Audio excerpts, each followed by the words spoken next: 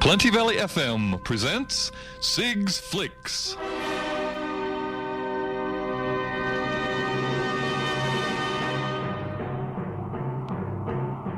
And the big man has woken from his Sunday morning slumber to give us some good ideas and give us some awards information. So welcome to you, Sig.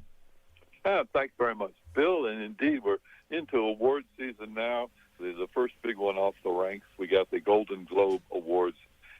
Nominations are in, and Golden Globes is a precursor to lead up to the Oscars, and this is one of the bigger ones, although they have been having a little trouble in the past, and hopefully things will be cleared up a bit. We have very successful nominations from Margot Robbie, Australia's own Margot Robbie, for Barbie, and I'm fairly happy that Barbie got several nominations in the running here, and is expected to get several for the Oscars as well coming up a bit later, because sometimes they don't really give the nomination to frothy, lighthearted comedies, although there's a lot more in Barbie than that. It's such a very rich film, that one, but it's good to see that. So we have Barbie is nominated for Best Actress for Margot Robbie, also Best Musical or Comedy Film as well as several other nominations. We'll get to in a little while, but congratulations are in order there, so hopefully they'll be going well. We have several other categories we can look at. Also, Ryan Gosling has been nominated for Best Actor in that film, and also is some of the musical category nominations. So congratulations there. We have also several nominations from the other big one, Oppenheimer, of course. The big success story of the year was releasing both those films simultaneously. Inadvertently, the studio decided to do that. It became quite a good deal. Usually they don't, film studios don't release at the same time because they don't want to compete with each other and knock each other out, but that went very well. So Oppenheimer has got 8 nominations, including Best Picture for the Golden Globes, and Best Actor for Cillian Murphy, Robert Downey Jr., and Emily Blunt as Oppenheimer's wife. So that was quite good. And we have several other areas as well. So new films we have coming in for new achievements. We have Taylor Swift, the Eras Tour, which is massively successful. Taylor Swift can do no wrong. She just goes from strength to strength on that. Also, we have new category films from the Super Mario Brothers. It's a surprise film, that one. Mission Impossible and Guardians of the Galaxy version of Volume 3. So that's a category there. The new box office achievement, which we have several. So we have an interesting nomination from Jennifer Lawrence for No Hard Feelings, playing a sex worker who tries to open up the worlds of a son for the family puts him across, and it's quite interesting. So Jennifer Lawrence doing that with sparkling charm, as you can imagine, nominated for the Best Female Actor in Musical or Comedy, and also we have in that category Margot Robbie, also from Barbie, and we have Fantasia Barrino from A Color Purple, which didn't do quite as well. It's a remake of Color Purple from years ago, and also we have Natalie Portman in May December, playing very well in that movie. So got several others. So it's quite an interesting situation. We have only one nomination from Sofia Coppola's Priscilla, which is a Priscilla Presley story. It's just come out here in Australia. And we have Napoleon from Ridley Scott, missed out that again on the nominations there for Best Female. We got lots of nominations. It was controversially from Netflix, which came in, and including Maestro, which is just playing. I just caught up with Maestro and was able to give that a review earlier. But I hope you guys get to see that, because that is not expected to be long in the cinema before it goes to streaming on Netflix. So you want to see that on the big screen. There's quite an interesting story there from Bradley Cooper. He wrote and directed and starred. Does very well. A bit like the thing he did with Lady Gaga.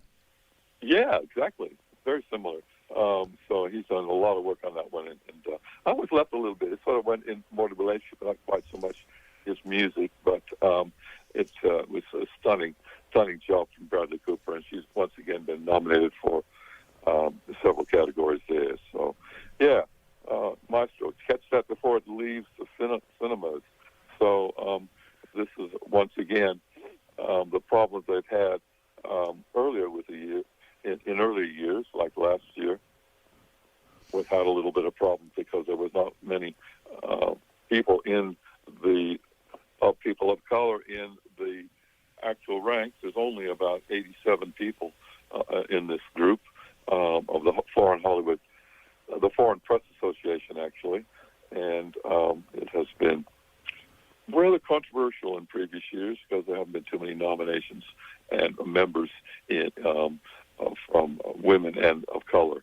So they've addressed that a bit, and I've got a bit more nominations in these areas. But let's have a little look at some of the categories we can have.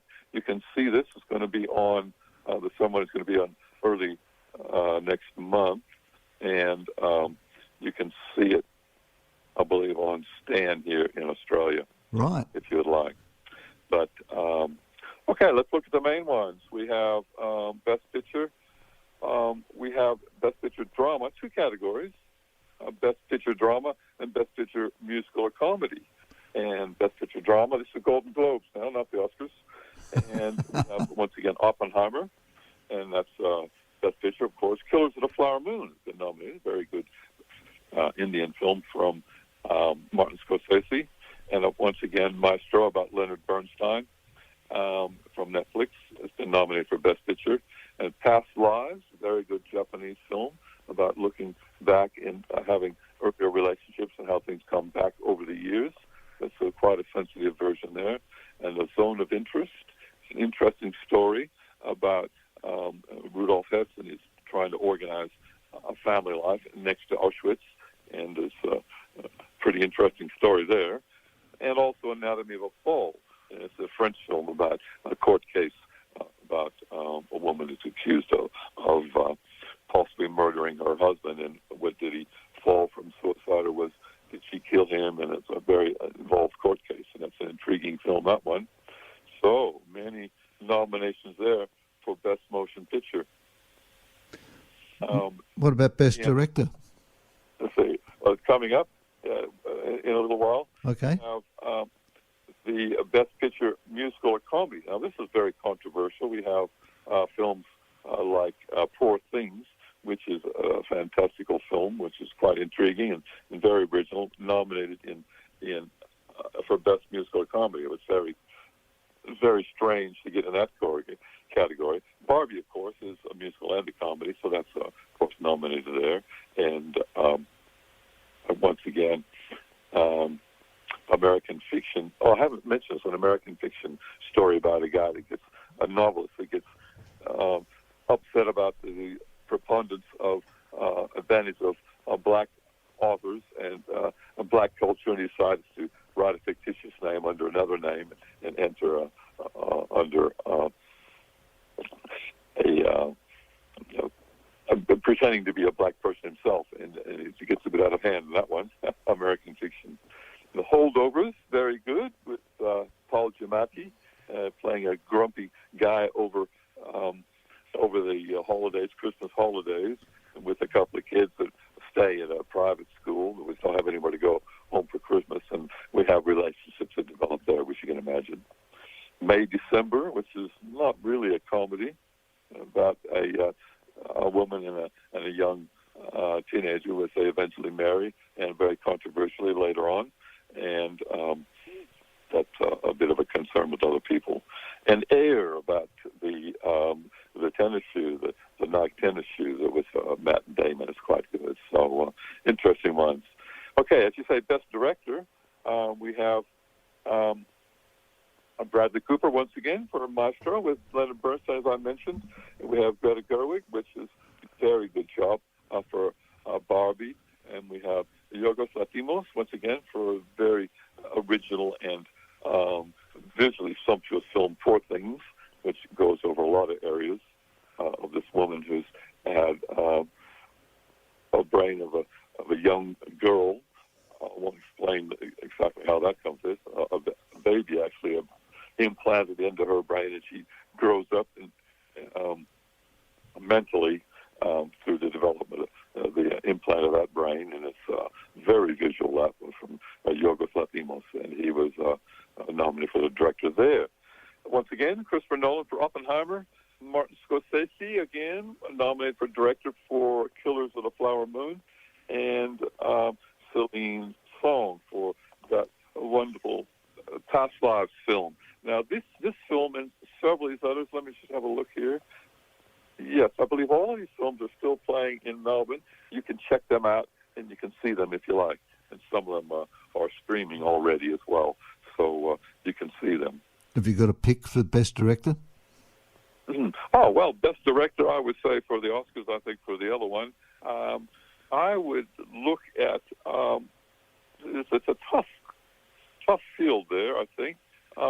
Bradley Cooper did very well for Bernstein, and I think Poor Things was a really original and quite intriguing. But I think it would possibly be going to Martin Scorsese.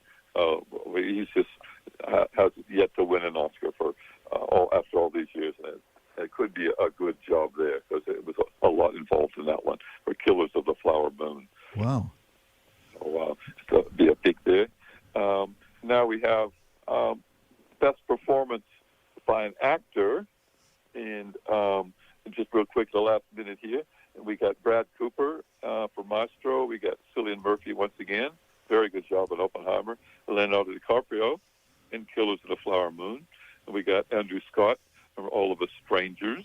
And this is a gay film, which is quite intriguing about grief and loss. And Barry Keoghan for Saltburn. And I think it's a very good and intriguing story in that one for Saltburn. Once again, currently screening about a guy that gets wangles his way into a rich family from a private school and gets involved with them. So lots of nominations, lots of films. You can see a lot of these films right now in Melbourne, Bill. Beautiful. That's great. We're just about out of time, so thank you very, very much for your year of motion pictures and what's happening on the silver screen.